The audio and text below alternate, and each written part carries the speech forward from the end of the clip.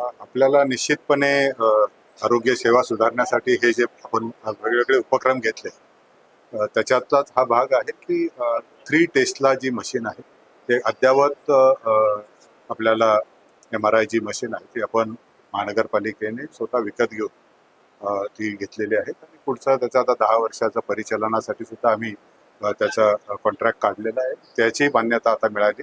मला अपेक्षा आहे की आता नजीकच्या काळामध्ये हे सगळं जनतेसाठी सगळ्या वापरासाठी आपल्याला आपण सुरू करणार आहोत. त्याचा खर्च अत्यंत नगण्य आहे. आपण मला वाटतं रेट जे ठेवलेत आपण 1500 रुपये आणि 2200 रुपये असे दर पण कॉन्ट्रास्टसाठी थोडा जास्त खर्च येतो. बाजारामध्ये हे दर 15,000 पासून सुरू होतात.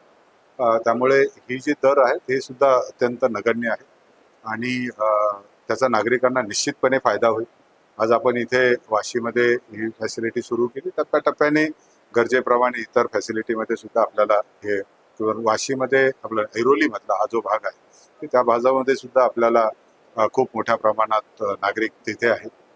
त्याही भागामध्ये पुढच्या काळामध्ये तिथे एखादी सुविधा आपण अशी सुरू करू. याच फॅसिलिटीमध्ये आपण आता यावर्षी कॅथलॅबला सुद्धा आपण मंजुरी दिली.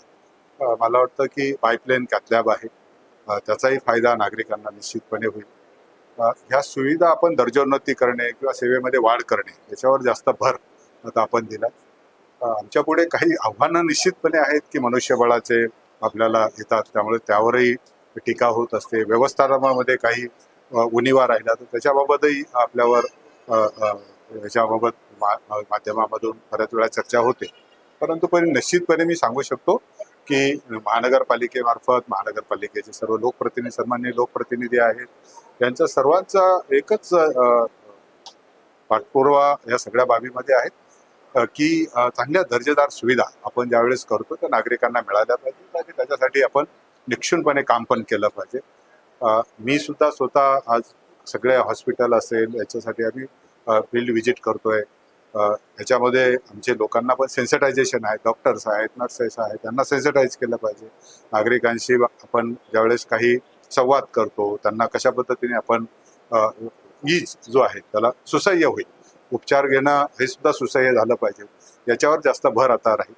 आणि आणखीन एक मोठा उपक्रम आपण याच्यामध्ये आता सुरू करणार आहोत की HMI जो आहे सो ही हेल्थ मॅनेजमेंट सिस्टम याच्यावरही काम करतो. कारण आपल्याला मनुष्यबळ जसं कमी पडत चाललं परंतु आता तांत्रिक ज्ञानाचा जो काय फायदा आहे त्याचा घेतला पाहिजे. त्याच्यामुळे आपल्याला पूर्ण पेशंटची हिस्ट्री लगेच मिळू शकते. उपचार चांगल्या पद्धतीने करता येऊ शकतात आणि पुढे जाऊन हा सगळा ज्यावेळेस माहिती तयार होते, डेटा तयार होतो, याचा आधार घेऊन आपण AIचा सुद्धा वापर करू शकतो.